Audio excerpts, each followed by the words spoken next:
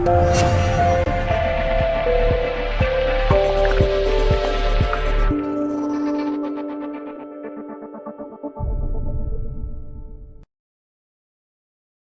to the second episode of Fashion Buzz with Geraldo.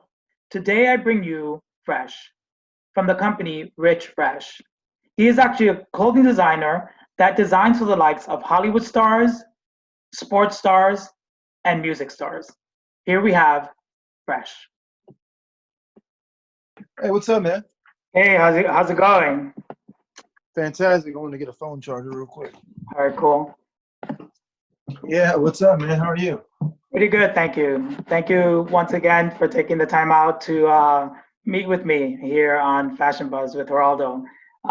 So I did a small intro, but I'd like for you to tell us a little bit about who you are, and we'll start off that way. Okay. Well, my name is Fresh. They call me the Drip God. That's because that's what I do. I own fashion house Rich Fresh. That was my shit. And I also am the co-founder with my brother of Henry Mask. It's the mask company that he and I just started last month. It's doing really well. Here in Los Angeles, and excited to be on here doing this interview, man. I love talking to other creatives and journalists in this creative space that we're in. Yes. So as I mentioned to you last week, I actually got turned on by you from Andrew Weitz. I actually watched an interview that you did with him, and so I was like, this guy's really cool. And then again, I watched another interview with you, and I'm very fascinated with all of what you've accomplished, in your career. So a little bit more of your journey to get to your company that you're at now, that you own now. Yeah, it's been a journey. I'm from Memphis, Tennessee, and I moved out here. I actually moved out here with my brother. I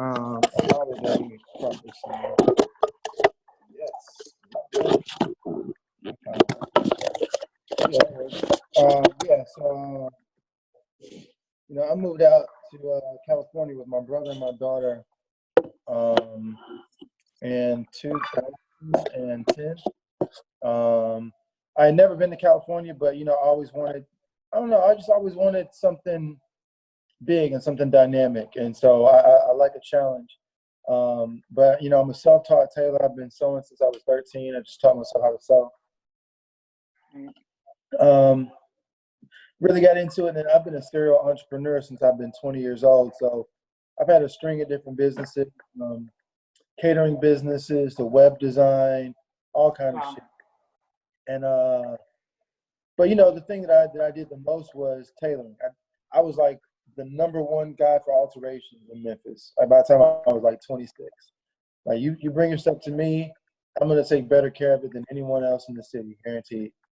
And so I just wanted to I wanted to be bigger than that, I wanted to be bigger than a Memphis, tailor. And so just packed it up, man, just moved. I didn't have any money. I think I had $500 to my name when I left, and I had to use all of it almost on gas and a hotel room on just the trip. So I've always been in this mindset of like, get there and grind. You don't have time to bullshit. You got to get there. You got to grind. Right. And I got to LA 7 years ago, and it's been a difficult, it's been a difficult journey, but it's been a journey. You know what I'm saying? It's been a very beautiful journey, but it's definitely been a journey. When I first got here, I thought things were going to be really easy. I was working in Beverly Hills. I was working for Zegna. But, it was a cool job or whatever. I thought honestly, I thought I was going to build a career with Zegna. And that didn't quite happen. And I ended up quitting exactly a year after I started with them. It just wasn't cool in the environment. They weren't treating me the way I felt I should be treated. And so I started my own business back up, just doing custom suits. And I started doing like these little events, like, these private exclusive events. People would come out to it. I'd have pretty women doing cocktail serving. We'd have scotch and cigars and shit. And I would convince guys that they should buy suits. And they would buy a lot of suits. So I started making a decent amount of money doing these events. And I thought that was going to be it. I thought like, oh shit, I found it. I hit the leg ticket. But it was a lot of shit that goes on with throwing events. You got to organize them. You've got to promote them. You've got to set them up. You've got to break them down. You got to hire the people. You got to fire the people. Like it was so much, and you still got to. I still got to go on stage and perform. So it's like, damn, all this money I'm making, I'm burnt out. You know, so I stopped doing the events. I started just doing the individual tailoring, just seeing clients, and that went smooth for a minute. And then my brother told me about Instagram. I was like, man, I don't want no fucking Instagram. I don't need that bullshit. He's like, bro, I'm telling you. I was like, no, I don't want that bullshit, man. I'll just stick to Facebook. And but reluctantly, he set one up for me. So I didn't even know it. And my brother set up my Instagram for me. Which is cool because my brother's a G. And you know, next thing you know, I was like, okay, well, I got this thing now. I guess I have to learn how to use it. And it wasn't that difficult. I was like, oh, cool, I can just use images. Did that. I met, are you familiar with the Style Blogger? Style Blogger, no. I think now they're called,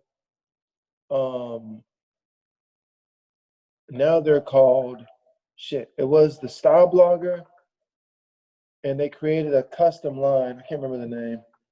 But anywho, I bumped into the guy. He was a really big blogger in the tailoring space. Okay. Name's Dan Trepanier. Okay.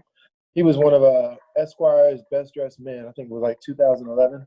Nice. And so we bumped into each other. We were just talking. He had this cool blog. He was like, yo, I should feature you on my blog. Right. I was like, yeah, sure, why not? So he featured me on his blog overnight. I think I got like 6,000 followers, like overnight, just off this blog because it just went out to all these people that were interested in the tailoring industry. And you know, my vibe is different. You know, I got tattoos and shit, and just like the way that I speak is different. Hi, my name is Richard, and I'd love to sell you a Super 160 Loro Piana. Go ahead, try all that shit. All right. And so I think, you know, people gravitated to it. They connected with my authenticity. Yes. And then, you know, the business started doing kind of good. And then it started doing really bad, you know.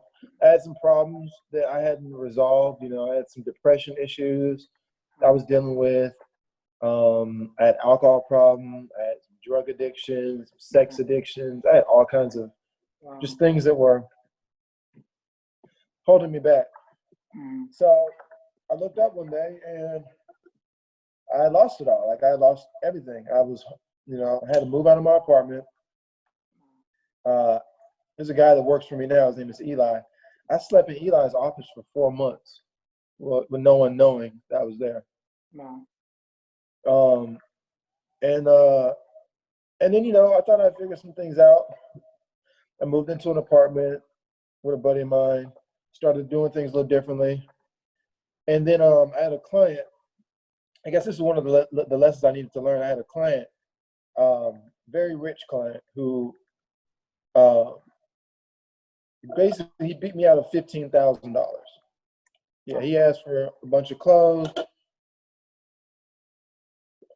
and I took care of getting them for him. And he just didn't pay me, but I had to pay for the clothes.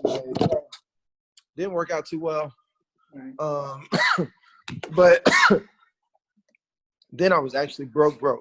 So after that experience, I didn't have any money. I didn't have enough money to get anything, not an Airbnb, not shit. So I was in a bad spot. Give me 2 seconds to type this text. Market outside in front of Staples.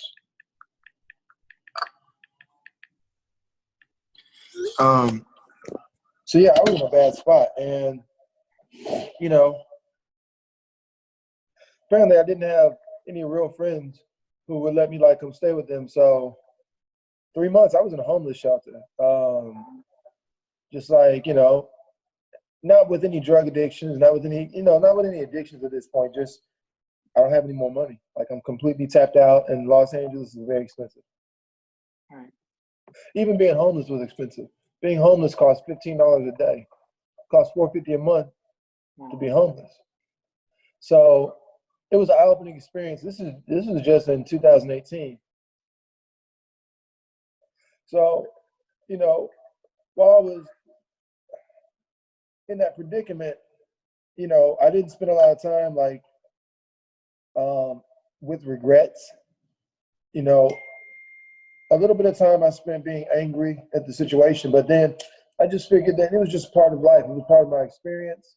That if I could find the good in it, this would be like maybe one of the best things that ever happened to me. And it took 3 months, me being, in a shelter, to kind of see like, okay, where did I mess up before? How would I have done things better? How could I have done things differently? If I ever get another chance to do this, how am I going to do it this time? And I would just see it, and I could like project myself into it. I saw myself driving Maserati, living in a beautiful home, having this rock star celebrity image. And it's like I saw it and I was like, hell yeah, I do that shit. It's like, well, all it requires is for you to like work hard and not bullshit and keep your word and, stop drinking. Like I haven't had a drink since I left the homeless shelter. I haven't had a drink in over 2 years. That's great. Congratulations. I haven't had any drugs aside from weed. And I just had to change. I haven't had meat in over 2 years.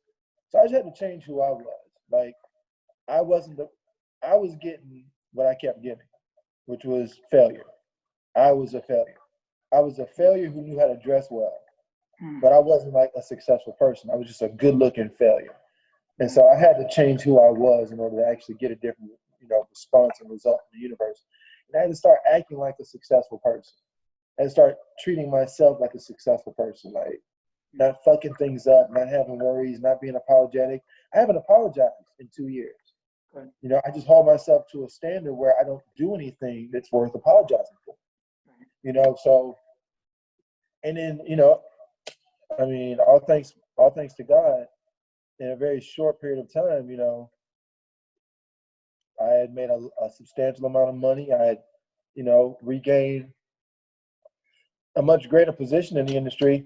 I changed my brand, so I created a new business and actually did the shit that I wanted to do. So that's been the story. It's just been, Right. That's amazing. I mean, again, once I saw some of your, I saw like 2 or 3 interviews with you, I was very inspired by your story, by your tenacity, your talent, where you've been. I mean, and the fact that you are someone that is self-taught, that in itself is amazing. Again, your tenacity, for you to go from where you were at and know that you wanted something more for yourself and made that happen. Not very many people understand and have that drive and that strength, because it took strength for you to, you also, arrive to where you're at now. I love the fact that you visualize. I'm very into the visualization. I'm actually studying right now with, I don't know if you've heard of her, Mary Morrissey. It's all about visualization, how we need to see it first and then we attain it, because what we're doing is we're attracting it to ourselves, right? And so, I mean, just hearing all of what you've said just now and in your other interviews and seeing what you've done, I mean, the fact that you're also, have worked with the who's who of the music, sports, also screen celebrities, it's on unbelievable. And speaking of that, I really loved the Kelly green suit that you did for Alina. That's amazing. I love that. Also the green suit that you did for Sir John, plaid one. Yeah. Oh, that's beautiful, man. That is like fire. I saw that and I was like, wow, this is incredible. And the shirt, I believe you made a shirt for Andrew White's, that blue, you know what I'm talking about? I do. It goes with the track pants. Oh, that is beautiful. Oh, It's so nice with all those colors all over it. Yes. So you did both the pants and the shirt, correct? Absolutely. Yeah, dude. I mean, the abstract blue, gorgeous. I mean, you really have an amazing talent. And so with that said, you have a yellow tab that you do with your fashions on your fashion? Yes. You know, it's crazy. I was trying to find this book. Like, a big reason that I am where I am is like I've been studying it's probably back in my room. I've been studying visualization and like what do you call it? NLP, neuro-linguistics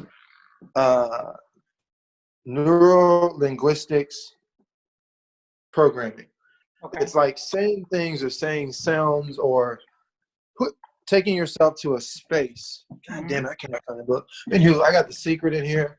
But since I've been a kid, since I've been like 16, like my dad used to be real metaphysical. He was always on reading, you know, all these books about, you know, becoming your own person and controlling your mindset. And I used to just read because, like, my dad was he was a businessman. I always admired that. So I would read them. And then those are the only types of books I've ever really read. I don't like fiction books. I like things that go into how can you evolve as a person.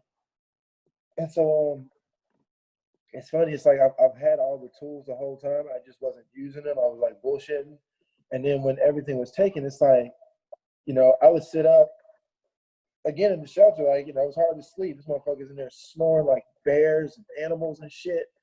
So he was like, fuck it. Let me download an audio book. And I would go to sleep listening to like Think and Grow Rich or like just things that would change my mindset. Yes. It was like giving me all those cues to like, as you're going to sleep, what are you seeing? What are you thinking about? You know, visualize that shit. Visualize what you look like. How do you, what color's your hair? How do people perceive you? What are you driving? What do people say when you pull up? How colorful are you?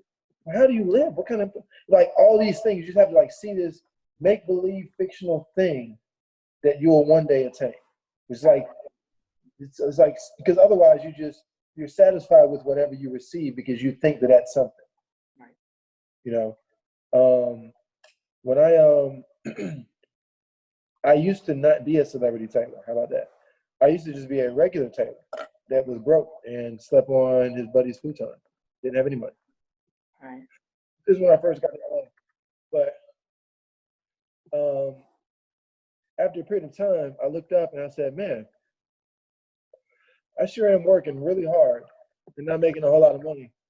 Like, and the customers I'm dealing with, like, they're always trying to get a deal. They're always trying to beat me out of some money because they ain't really got no money. You know, I'm trying to sell suits to guys that are making, you know, 40, 50, 60,000 a year. Like, that's tough. It's an investment for them. It's like, fuck. I'm good enough to work with celebrities. You know, I'm a perfectionist. I look a certain way. I dress a certain way. I think I'm good enough to do this shit for celebrities. So I went to my Instagram one day and just changed the bio. It said Celebrity Tailor. I ain't had no celebrities. Okay. But I just knew that I was like the caliber that should have celebrities. Right. And so it's just like you know, on my knuckles, I got Rich, RICH. My name is Patrick. Like my birth name is Patrick. It's the only name I've ever gone by my entire life until I moved to LA. Because I said to myself one day, you know, it'd be really cool telling people I'm rich every day. All day, every day, I'm just telling people I'm rich. Eventually, it's got to happen. Like it'll just, the universe doesn't know how to distinguish between that and it's exactly. Yes. Rich. It's gonna give me what I asked for. Exactly. And I'll be goddamn if that exact thing ain't happen. Awesome. But it's all about programming, dude. All of this, man. Like, you know, I used to sell suits for $650. I sell suits for like my cheapest suit's $4,200 now. Awesome. You know, I got $600 shirts. but it's just like I wanted to be in this space. You know, I bumped into Tom Ford one day at a fucking fabric store. That experience changed my life. Just random as shit. You know, I'm wearing like random regular clothes, sweatpants and shit, a hoodie and shit. Right. And I walk into the fabric store, Mood, in Los Angeles. Wow. And I look up and there's fucking Tom Ford. Wow. Just standing there by himself. He's just standing right in front of me. I'm like, you can't be fucking serious. Incredible. And I had just did an Instagram post talking about Tom Ford. I was talking shit about Tom Ford. Oh yeah. Looking at my phone because everyone was going crazy about the post. And so when I look up and I see Tom Ford, I'm like, what the fuck? I lost it. And so I just, you know, he was dressed in a suit, really nice. I had on a hoodie, sweatpants, and I just walked right up to him. Just like, oh my God, you're Tom Ford. And we just started talking. I showed him the post. It was a pair of pants I had made. Right. He took my phone and was like, wow, these are beautiful. And we just stood there and just chatted. I was like, what the fuck? Right. And that's when it hit me. Like, I could be like Tom Ford if I wanted to. You know, like I don't have to just be satisfied with like whatever. I have what it takes to build a brand too. I got my own aesthetic. You know, I'm an aesthete. I see beautiful things. I know how to distinguish. Why am I not pursuing more? And I don't know, man. After that, it just changed the way I saw myself and what I would settle for. And I just started seeing myself as like a fashion house. Like, you got to do some luxury fashion shit. Yes. And it's just changed my entire universe. And that's exactly what you're doing now, right? Luxury. That's exactly what you're doing, which is awesome, man. That's what my brand is renowned for. Right. Everyone knows if you get some rich red shit, that shit's expensive as hell. Good. But it's going to be beautiful. Yes, exactly. Because that's exactly what you want for yourself, what you envision, and that's pretty much what you deliver. And with that said, so tell me what's in the new horizon for you? I know the mask. Tell us a little bit about the mask.